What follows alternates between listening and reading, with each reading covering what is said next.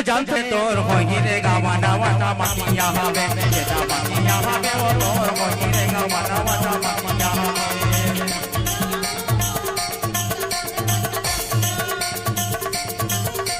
DJ Mahesh वो चमकिया हवे जेटा माकिया हवे वो चमकिया हवे जेटा माकिया हवे वो तोर होई रे गावाना वाटा माकिया ये चमकिया हवे वो तोर होई रे गावाना वाटा माकिया हवे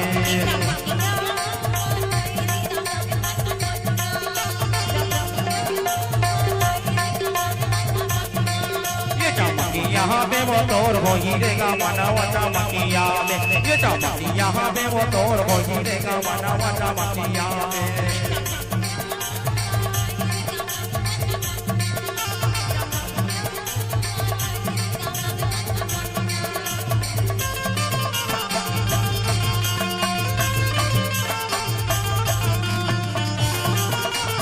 DJ Mahesh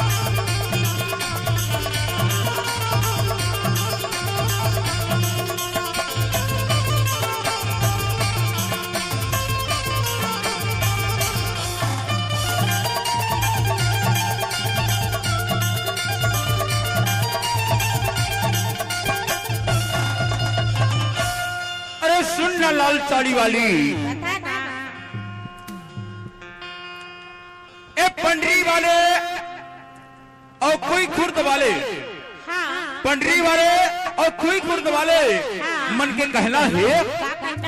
लाल लाचा वाली ते हाँ अबर दिन में हमारे गांव में आया है तो हमारे गांव में कुछ न कुछ चिन्ह ले जगह थी हमारे गांव में कुछ न कुछ हमारे गांव में चिन्ह ले जगह थे वो ए कोई खुर्द वाले और पंडरी वाले बन के कहना है DJ Mahesh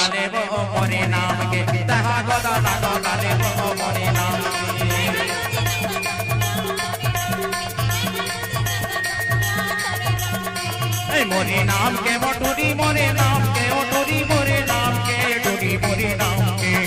मोरे नाम के मोटूरी मोरे नाम के ओटूरी मोरे नाम के टूरी मोरे नाम के आहा देखा तो से कद दबंग टूरामन खड़े हैं गुलमन बैठे हैं ए सबको दबंग टूरामन के कहना है ए दहा गोदाना गोदाने वो मोरे नाम के दहा गोदाना गोदाने वो मोरे नाम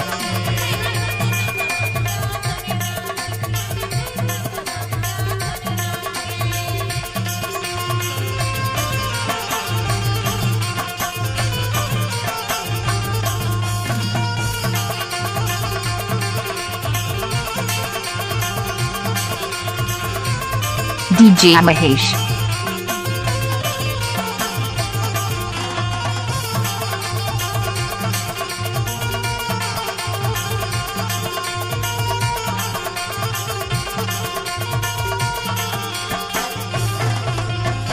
अरे सुन दो एक गोड़ में गोदवावे तो 2 रुपया है और दोनों गोड़ में गोदवावे तो 4 रुपया है और जब दबंग टूर्नामेंट बैठे हैं ना एमन के नाम के हाथ में इंस्टेक्टो बनवावे तो 12 रुपया ही तभी तुम्हारा के था गोरी गोरी गाल माते गोदना गोदानी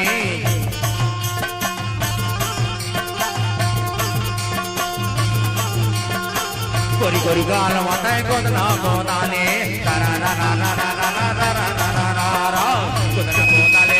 गोदना गोदाने गोदना गोदाने रानी गोदना गोदाने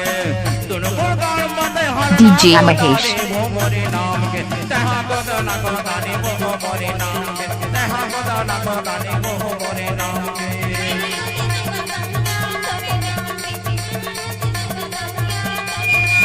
तहा गोदना गोदाने वो मोरे नाम के तहा गोदना गोदाने वो मोरे नाम के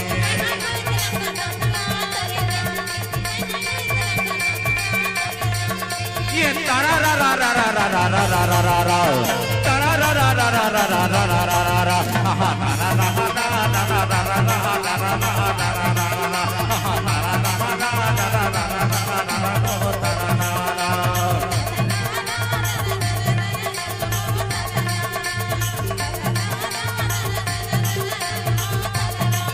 ये तारा रा रा रा रा रा रा रा रा रा रा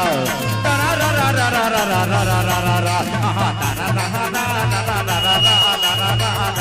DJ Mahesh.